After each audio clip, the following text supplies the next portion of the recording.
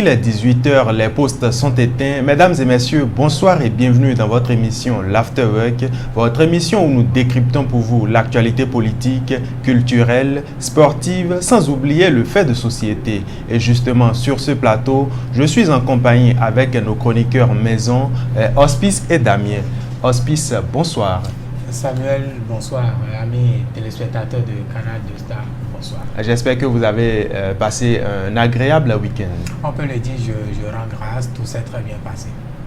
Alors, cher confrère Damien, bonsoir à vous également. Et comment s'est passé le week-end de votre côté? Bonsoir Samuel, bonsoir chers téléspectateurs de Canal 2 Star. Et je dirais mon week-end s'est très bien passé. Je rends grâce au Père Céleste.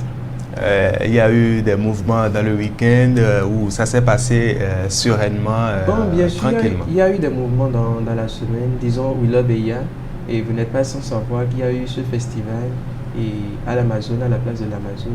Certes, j'ai pris par là et à travers les réseaux sociaux, je dirais que bon, j'ai vu une bonne ambiance quand même. En attendant de revenir sur le déroulement des activités du week-end, démarrons avec la une des journaux.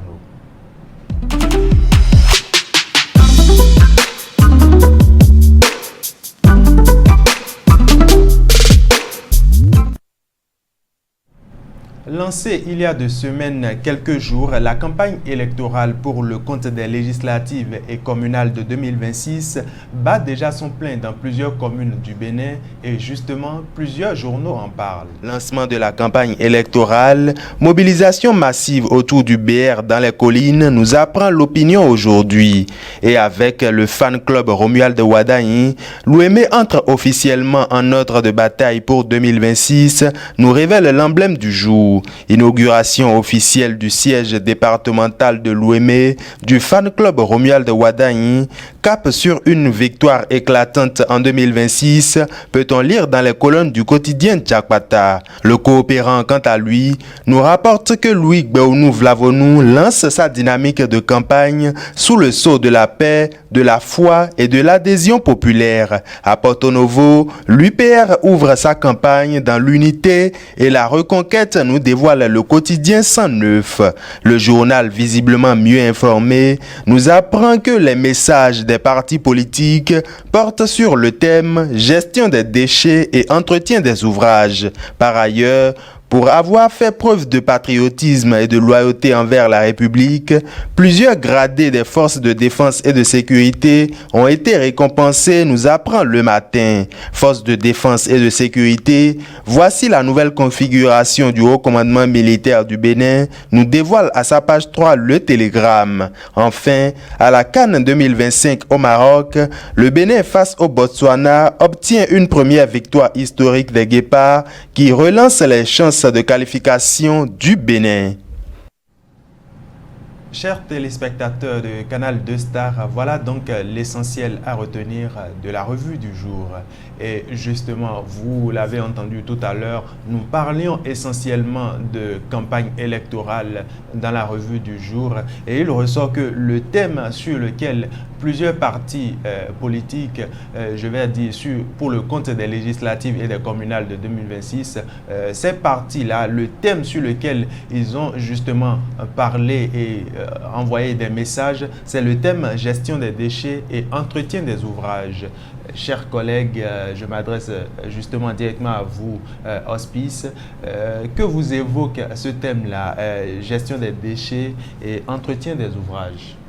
Déjà, vous l'avez su bien rappeler, la campagne électorale a démarré il y a de cela quelques jours, même si bon, l'affluence ne se constate pas en tant que telle. Maintenant, pour le thème, je ne sais pas si c'est le thème du jour ou bien le thème du week-end, en tout cas, quand même pour ce thème gestion des déchets, entretien des ouvrages, quand même, je pense que c'est un thème assez évocateur, un thème porteur, parce que je dirais simplement avec l'entretien des déchets, on arrive quand même à sortir d'autres matières qui sont utiles pour la population et également la population qui ne sait pas comment prendre soin des déchets à leur niveau. Donc je pense que ça a été peut-être l'occasion pour partis politiques d'échanger avec la population, d'attirer également leur attention sur tout ce qu'il y a autour des déchets, comment prendre soin, pourquoi pas également le mode de recyclage, tout et tout. Donc, je pense quand même que c'est un thème assez évocateur qu'il faut saluer. Cher confrère Damien, un thème assez évocateur selon le confrère Hospice, vous l'avez entendu. Et justement, la gestion des déchets est un enjeu majeur en matière de développement. Que sujet pour vous ce thème? Qu'est-ce que cela vous évoque? Bon, je dirais que ce thème est bien choisi. Ce thème est bien choisi parce que, disons, la gestion des déchets est vraiment important dans notre société. Parce que nous utilisons, comment on l'appelle, lorsque nous travaillons, il y a les déchets qui sortent. Et puis, à chaque fois, comment les entretenir, comment trouver une place pour ces déchets, on ne le sait pas. Et puis, ça nous encombre dans nos quotidiens. Mais c'est vraiment un thème. Ce que moi, je suis en train de demander, est-ce qu'il y aura une solution de transformation de ces déchets? Parce qu'avec nos déchets, on peut faire beaucoup de choses. On peut réaliser beaucoup de choses. La réutilisation des déchets plastiques, déchets solides, voir comment transformer ces déchets-là pour en faire un deuxième usage afin de contribuer d'une certaine manière à l'économie du pays. Est-ce que c'est justement l'aspect que vous soulevez? Bien sûr, c'est de ça que je suis en train de parler. Donc, s'il y a possibilité de prendre ces déchets, de les transformer, afin qu'ils puissent apporter à l'économie béninoise, ce serait vraiment, vraiment bien. Voilà, songer à une transformation des déchets solides et ménagers, cher confrère Hospice. C'est vrai que le gouvernement actuel est en train de faire un effort considérable en matière de gestion des déchets. Nous le voyons souvent dans nos rues, un peu partout. La société SGDS qui déploie quand même un certain nombre de personnes dans les rues pour nettoyer et écurer les caniveaux. Comment trouvez-vous ces actions-là et les défis qu'il reste à relever? Et justement, vous avez parlé des défis qu'il reste.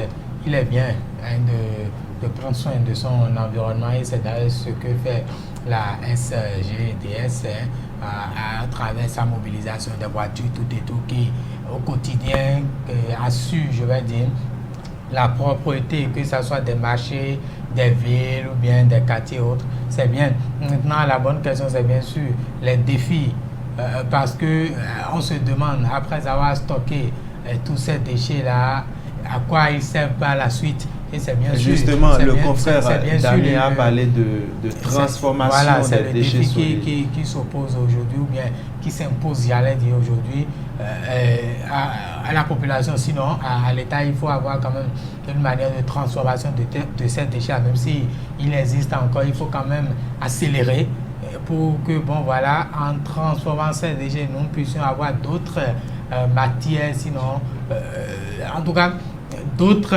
produits, voilà, qui puissent quand même aider la population au quotidien. Par les déchets, on fait des charbons, je ne sais pas comment on appelle, des charbons éco, ou bien voilà. Il y a quand même des choses que l'on peut faire avec la transformation des déchets également. Donc, ce thème est choisi pour quand même entretenir la population. Je dirais simplement que ça ne soit pas des paroles lancées en l'air juste pour plaire à la population, mais il faut quand même, après ce passage-là, tenir promesse que tout ce qu'ils auront eu à dire à la population sur ces thèmes-là, que tout puisse être réalisé. Si tout ne se réalise pas, mais quand même, il faudrait que la moitié puisse être quand même réalisée pour que la population voilà, après puisse quand même dire qu'on a assisté à une campagne vraiment, non seulement, je vais dire, une campagne pas comme les autres, mais quand même une campagne constructive, parce qu'on le veut ou non, à travers cette sensibilisation, la population va quand même arriver à garder ne serait-ce qu'un de plus sur ces thèmes évoqués là. On a parlé le vendredi dernier d'éducation, formation, emploi. Exactement. Maintenant, on parle de et des déchets également à tout ce qui va avec. Donc je pense quand même que... Et justement, l'autre volet que nous oublions, c'est l'entretien des ouvrages. Parce qu'aujourd'hui, dans la ville de Cotonou, comme partout ailleurs au Bénin, il y a plusieurs ouvrages, plusieurs infrastructures, mais la population, justement, ne sait pas forcément comment se servir de ces ouvrages-là, comment prendre soin de ces ouvrages-là, afin de pouvoir en jouir le plus longtemps possible. Justement, et c'est en ça que je dis que c'est l'occasion pour la population je vais dire, d'en savoir davantage. Par exemple, vous venez de le dire, bon, tout le monde n'est pas informé et tout le monde ne peut jamais être informé. Donc, il faut avoir ces gens d'occasion pour quand même permettre à la population d'être au même niveau. Donc, je pense qu'ils auront à tirer le nécessaire de cette campagne électorale qui n'est plus comme les autres où les partis se présentaient juste pour dire bon voilà, il faut choisir tel parti, choisissez mon parti, vous aurez tel. Non mais quand même, je peux justement, quand même parler sur la question, justement sur la question, les partis auront l'occasion de nous présenter leurs ambitions, comment ils comptent rénover ces secteurs-là, comment ils comptent apporter des innovations dans ce domaine-là. Et justement, cher confrère Damien, qu'est-ce que vous pensez qu'il faut quand même apporter comme innovation pour quand même pallier au problème de gestion des déchets et l'entretien des ouvrages? Bon, en ce qui concerne la gestion des déchets, je l'ai déjà souligné. Vous voyez, la société SGDS fait beaucoup parce que dans le temps, on ne sait vraiment pas là où on va déposer les déchets. Et puis, c'est soit on va au niveau des lacs ou bien des mers et puis on les encombre. Ce qui tue les poissons fouellatés et autres, oui. Vous voyez, mais avec la SGDS maintenant, tout a changé. À chaque fois, ils viennent devant les portails et puis ils prennent les déchets. Avant, est-ce qu'on payait même? On ne payait pas. Même actuellement, maintenant, on ne paie pas. Chez moi, actuellement, on ne paie pas. Et puis, mais on voit quand même des bonnes dames qui jettent quand même les eaux usées qui sont remplies de déchets plastiques et déchets solides dans les caniveaux, ce qui bouche d'une certaine manière les conduits et les canalisations. Ce sont celles-là qu'elles vont vraiment sensibiliser parce qu'ils ne maîtrisent pas le sens de la propriété. Vous voyez, le sens de la propriété. Donc, celles-là, on doit vraiment les sensibiliser et les ramener à l'ordre. Oui, les ramener à l'ordre.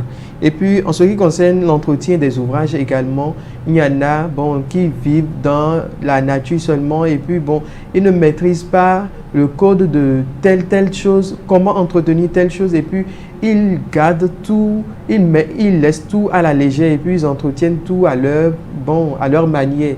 Donc, je dirais que ce thème vient à point nommé et puis on doit vraiment sensibiliser ces personnes sur la gestion des déchets et puis l'entretien des ouvrages.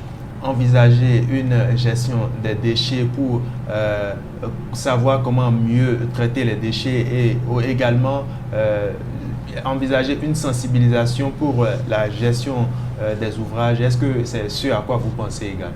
Justement, parce que je vais dire en gérant mieux les déchets, en entretenant également les ouvrages, on contribue, qu'on le veuille ou non, au bien-être, au bien-être de la population. Parce que vous savez, ces déchets qui s'évaporent dans la nature constituent des sources de maladies que l'on ne veut ou non. Donc je pense quand même qu'en protégeant, sinon en prenant soin des déchets également, en entretenant les ouvrages, on limite, ne serait-ce qu'un peu seulement le risque de tomber malade ou bien le risque de se faire contaminer par certaines maladies, notamment le paludisme, bien en tout cas des maladies que l'on connaît aujourd'hui. Donc il est important et nécessaire quand même de prendre soin des déchets. Il est important aujourd'hui de prendre soin des déchets et de savoir mieux gérer notre environnement. C'est ce qu'il ressort justement de nos discussions. Chers téléspectateurs, avant d'aborder la rubrique sportive en complicité avec la régie, nous allons observer une petite pause pour la pub.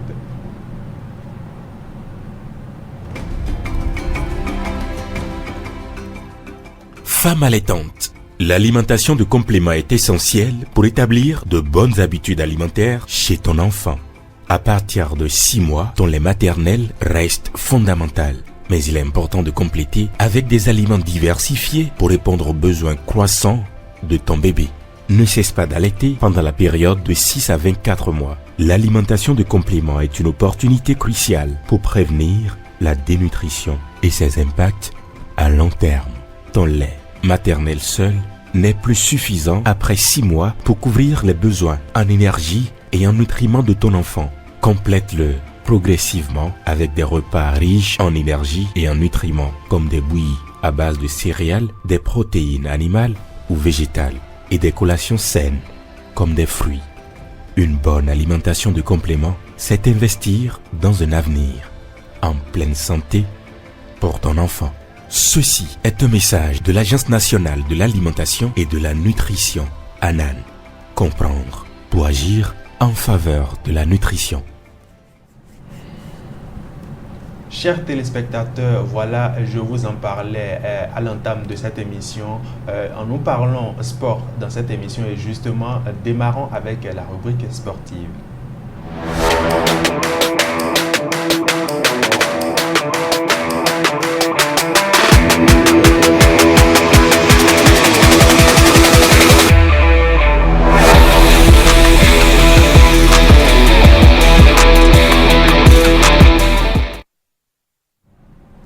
De retour sur ce plateau, nous abordons les actualités qui concernent le sport avec Hospice, Azonudo Hospice.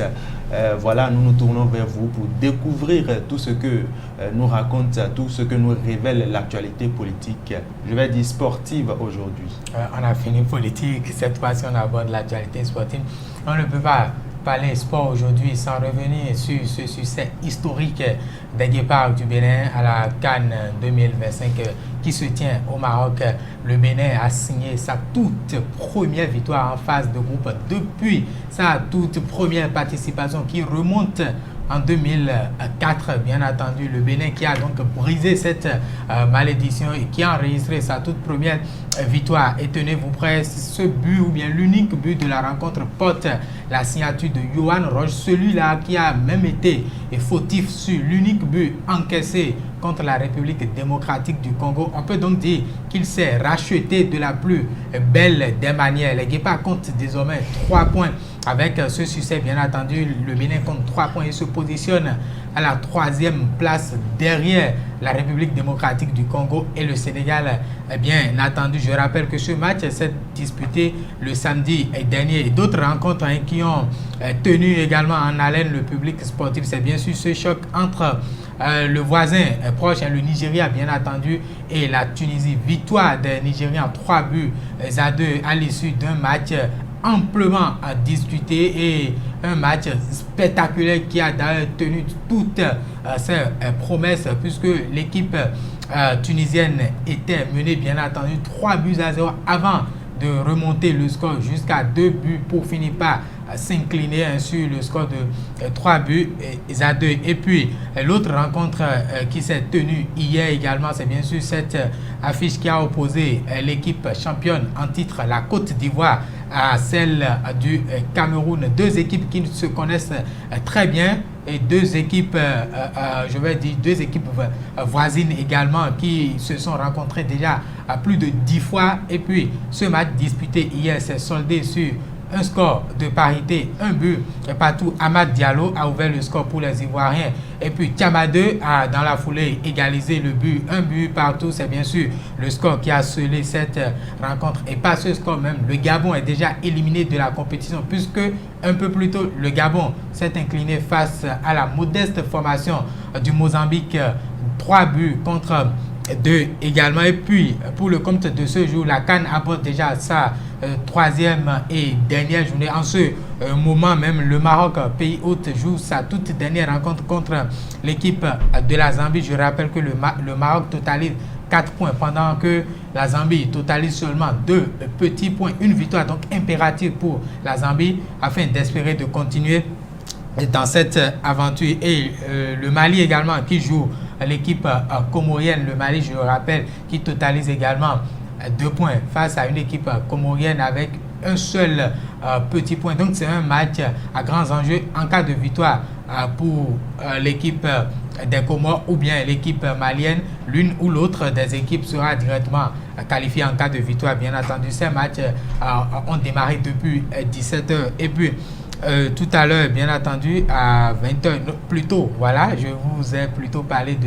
du choc du groupe A qui va se tenir à 20h et les matchs qui se déroulent déjà à partir de 17h, c'est bien sûr l'Afrique du Sud et le Zimbabwe. L'Afrique du Sud qui totalise 3 points, le Zimbabwe qui pour sa part totalise seulement un petit point, un duel au sommet qui s'annonce bien attendu. Donc en cas de victoire, le Zimbabwe va rejoindre la 8e de finale. Pareil pour l'Afrique du Sud également, même en cas de match nul, l'Afrique du Sud aussi va rejoindre la 8e de finale. L'Égypte qui joue l'Angola, l'Égypte s'est déjà qualifiée après ces 2 succès lors des 2 premières rencontres. L'Égypte qualifiée joue en ce moment même l'Angola, Angola aussi qui totalise un tout petit point. Voilà donc les rencontres prévues pour ce jour. Et puis les Guépards du Bénin vont jouer leur qualification demain à 20h face aux Lions de la Teranga.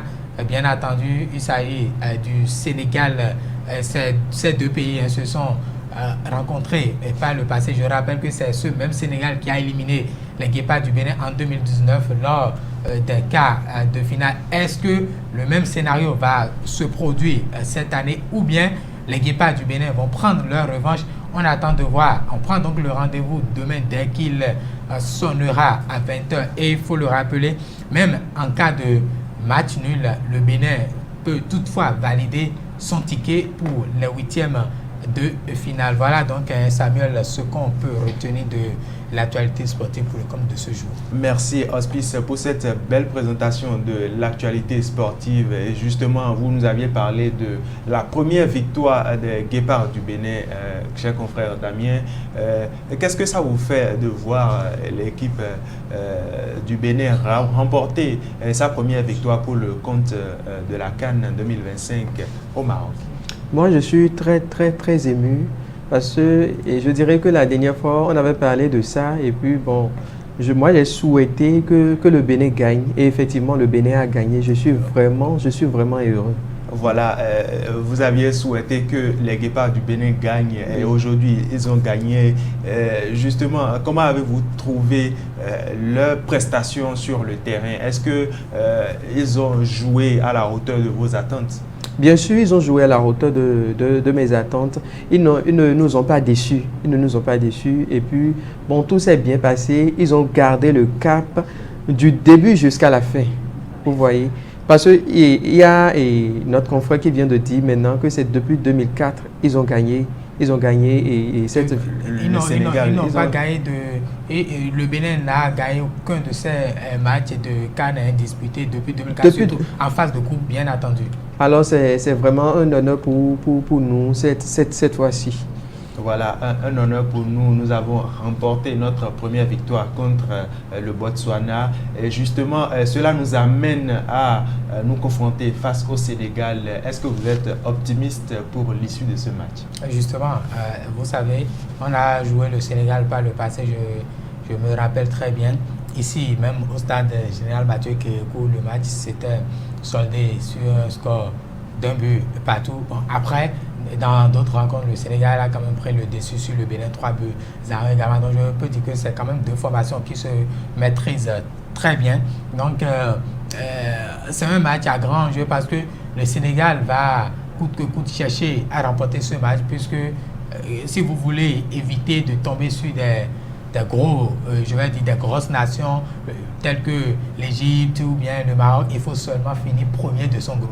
Parce que souvent, quand vous êtes premier, vous avez la possibilité de rencontrer un deuxième d'un autre groupe ou bien un meilleur troisième. Mais quand vous finissez deuxième ou troisième, là, vous allez tomber sur un premier d'un autre groupe. Et quand on prend aujourd'hui le classement, l'Algérie est premier de son groupe, l'Égypte est premier de son groupe. Donc le Sénégal, pour peut-être éviter de tomber sur ces pays-là, va vouloir coûte que coûte remporter ce match, ce qui est normal également. Et aussi le Bénin qui cherche sa qualification, parce que le Bénin ne dit pas seulement qu'il va finir premier, éviter de tomber sur des gros morceaux. Mais actuellement, il cherche à avoir sa place pour les huitièmes de finale. Donc, je pense que c'est un match très intéressant qui s'annonce parce que le Bénin va vouloir se qualifier pour les huitièmes de finale et le Nigeria, qui a 4 points, est déjà assuré de finir minimum parmi les meilleurs troisièmes, mais va quand même essayer de finir premier pour éviter de tomber sur des grosses nations. Donc voilà, c'est un match qui va se jouer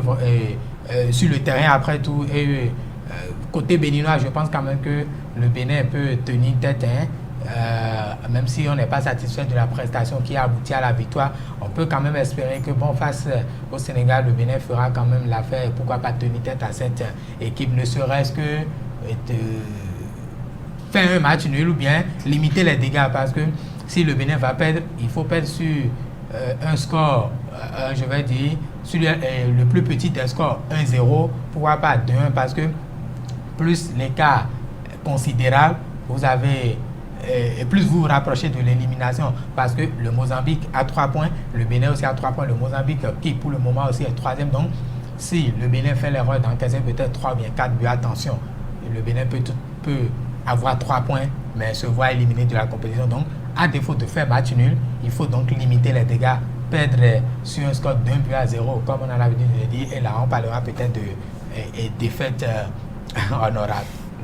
Voilà donc, chers téléspectateurs, le match Bénin-Sénégal, un match où l'enjeu est de taille. Nous allons nous mobiliser tous derrière les guépards du Bénin pour les soutenir massivement, même si nous ne sommes pas au Maroc, nous allons les soutenir avec tout notre cœur pour quand même espérer les voir remporter le match contre le Sénégal. En attendant d'aborder la rubrique culture, nous allons observer une petite pause pour la pub.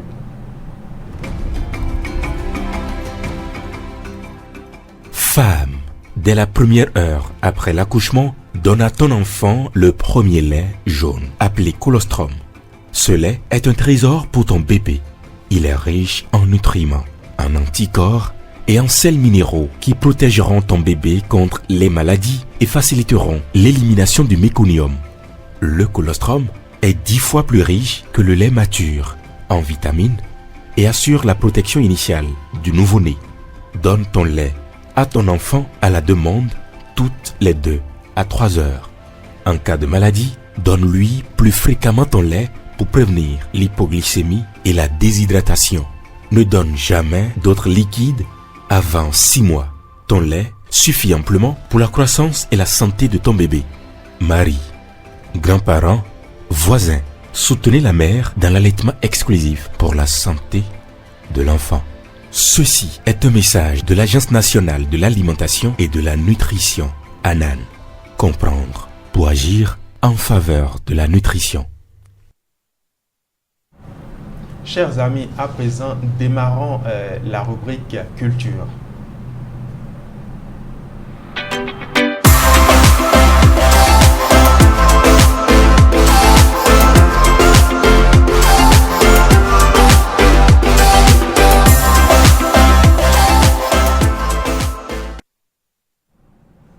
La rubrique culture, c'est à présent ça que nous démarrons et nous sommes avec le confrère Damien.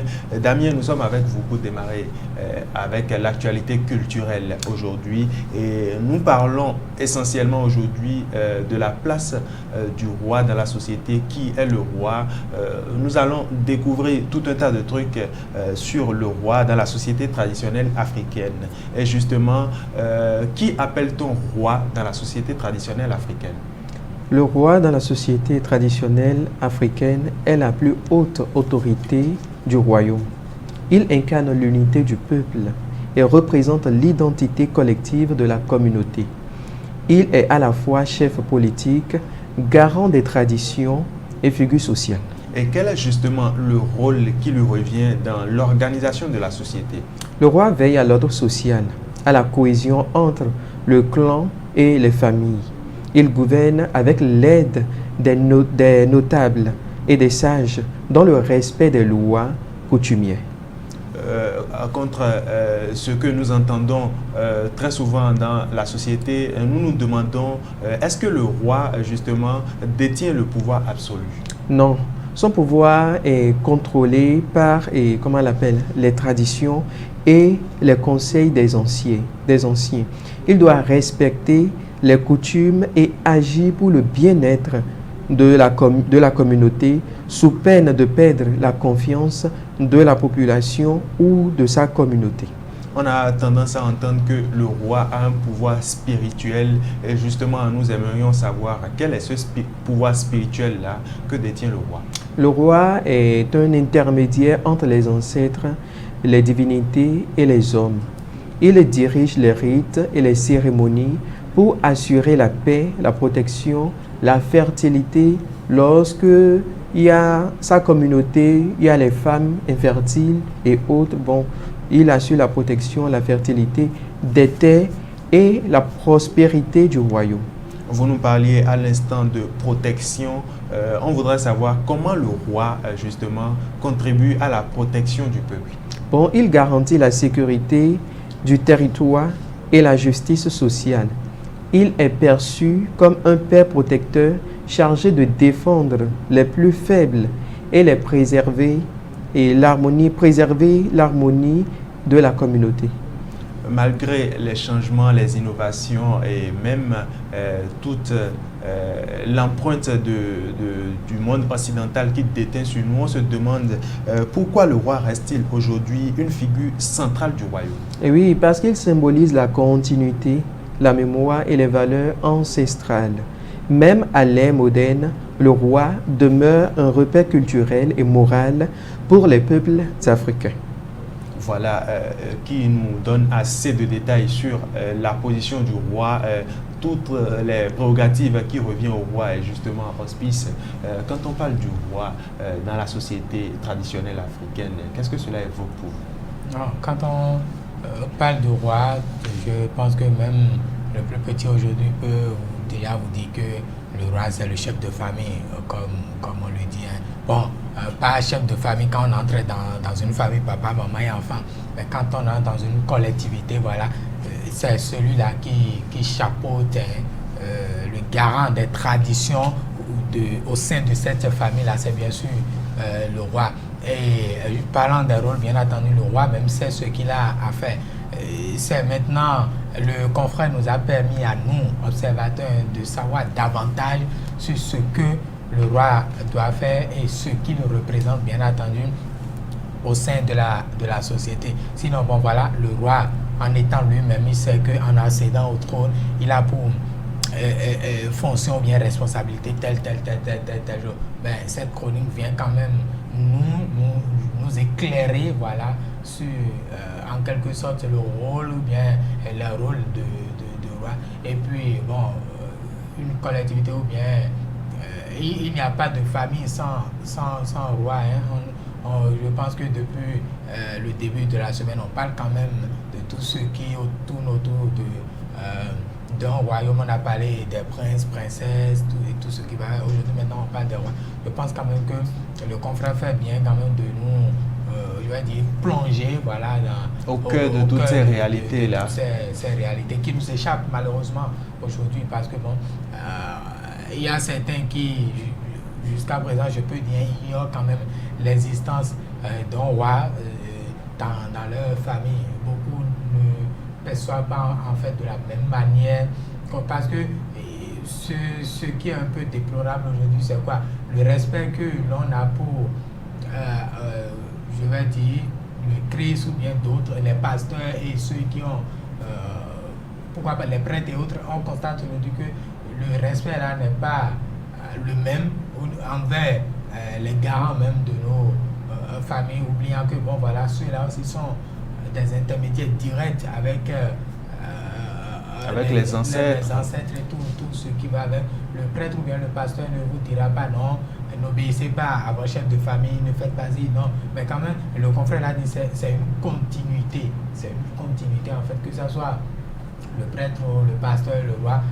Tous, ils prient pour, je vais dire, la bonne cause. Vous n'allez pas voir un roi qui va prier, dire que la fin du monde soit dans de brefs délais pour que tout le monde puisse partir. Non, de la même manière, un prêtre ou bien un pasteur ne peut pas dire ça. Donc, après tout, ils ont quand même à cœur un même objectif. Donc, je pense que le respect doit être réciproque.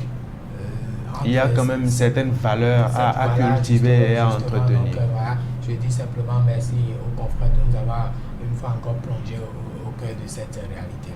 Voilà donc, chers téléspectateurs, autant d'informations, autant de précisions qui viennent repousser la frontière de notre ignorance sur celui justement qu'on appelle roi dans la société traditionnelle africaine, les prérogatives et le rôle justement qui l'incombe dans la société traditionnelle africaine.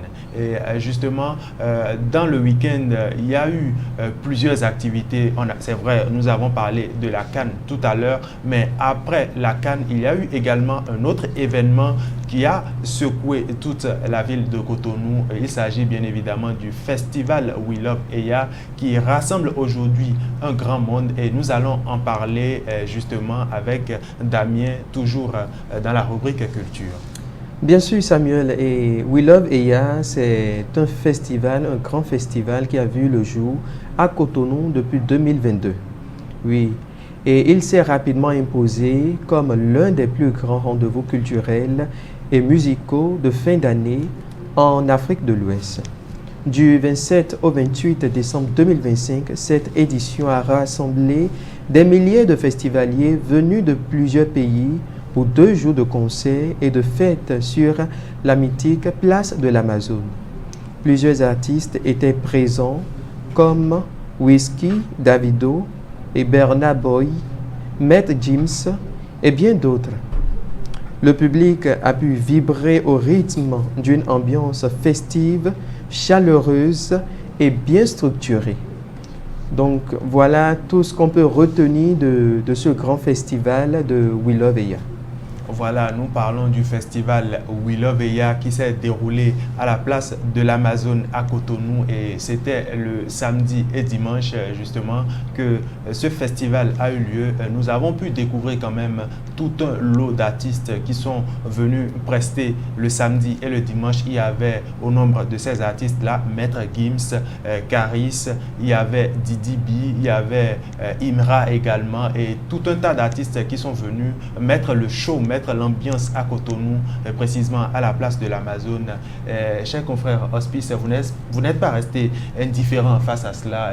Quelles étaient vos émotions à la découverte de tous ces artistes-là qui sont venus prester à la place de l'Amazone? Moi, je ne suis pas un fan de la musique.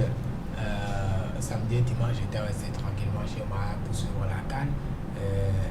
Je peux quand même dire, tout comme le convoi, je suis tombé sur certaines vidéos de la prestation, et j'ai constaté quand même qu'il y a eu l'ambiance, la mobilisation, et c'est d'ailleurs ce que la jeunesse aime. Ils ont quand même bien, quand je dis je parle des organisateurs, ils ont quand même bien fait de placer ce festival à la fin de chaque année, parce qu'après une année de travail, de tracasserie, de tout ce qui va avec, il faut quand même se détendre. Et voilà, ça a été le moment pour ceux-là qui aiment bien ces artistes que vous venez de citer, s'engager, si je peux m'exprimer ainsi. Et ça fait quand même aussi du bien de voir nos artistes béninois prester en compagnie d'autres artistes que l'on connaît bien pour leur réputation à l'échelle mondiale, que ce soit Davido, Imra et d'autres personnes. Moi, je suis simplement content de voir les Boboé, les Bano Baby prester en compagnie de ces artistes, même si ce n'était pas au même moment quand même, ils ont partagé cette scène de We Love Eya, et puis bon voilà, je ne peux que dire félicitations à eux. Voilà, plusieurs artistes aussi bien nationaux qu'internationaux. Il y avait des artistes de chez nous et des artistes de l'international qui étaient présents pour mettre le show, pour mettre l'ambiance sur le podium de We Love Eya. Et on estime la population étant venue pour ce festival-là à environ 50 000 personnes. Qu'est-ce que cela représente pour vous? Vous voyez, quand on parle de la musique, la jeunesse est toujours présente. La jeunesse est toujours mobilisée parce que là, il y a de mouvements, il y a de l'ambiance. Donc, la jeunesse se sent présent ou présente, je dirais. Et vous allez même voir notre président également, il était de la partie, sa femme également, et notre chef même était de la partie. La chef Kate Sono, oui, elle était vraiment de la partie. Et lorsque c'est un tribut, bien, c'est, comment elle appelle, et ceux ou celles qui l'avaient soutenu dans le temps, ils ont fait un cercle et puis bon, il y avait de la bonne ambiance, vous voyez. Donc quand on parle de la musique, vraiment la jeunesse est vraiment présente. Il y avait justement de la bonne ambiance et on estime que chaque année, la population, ces fans-là qui viennent quand même pour le festival We Love Eya sont de plus en plus grandissants. Il y a de plus en plus de monde qui vient chaque année. Cette année, il y a plus de 50 000 personnes qui sont venues pour le festival We Love Eya, justement, cher confrère Hospice. Oui. Qu'est-ce que cela évoque pour vous? Oui, chaque année, quand vous commencez quelque chose, il faut viser le plus haut. Si cette année vous étiez 100, l'année prochaine, il faudrait que vous alliez à 200 ou bien 300. Et c'est ce qui se passe chaque année, il y a toujours la mobilisation. Et ce qui fait également que l'on est vraiment à cette mobilisation, c'est, je vais dire, les artistes qui sont invités sur ce festival-là, parce que, comme vous le savez très bien, il y a tout un beau monde d'artistes. Il y a tout un beau monde également. Parmi ces artistes, nous avons tous des préférés. L'autre peut dire non, moi, et telle personne, c'est mon artiste préféré, tel, c'est mon artiste préféré. Donc, c'est ça qui pousse également les autres à je vais dire, aller s'offrir, voilà, c'est ça qui pousse la population, bien entendu, certaines personnes à s'offrir ces tickets-là pour pouvoir quand même aller sur ce festival. On espère que les années prochaines, pourquoi pas, en plus à dépasser 50 000 et aller, pourquoi pas, à millions, et voilà. Voilà, on espère aller au-delà des 50 000 personnes environ enregistrées cette année pour le festival We Love Eya. Vivement qu'on atteigne les 100 000 téléspectateurs ou 100 000 participants, je voulais dire, pour le festival We Love Eya. Vivement qu'on atteigne ce chiffre. Juste avant de passer aux faits de société, nous allons faire une petite pause pour la pub.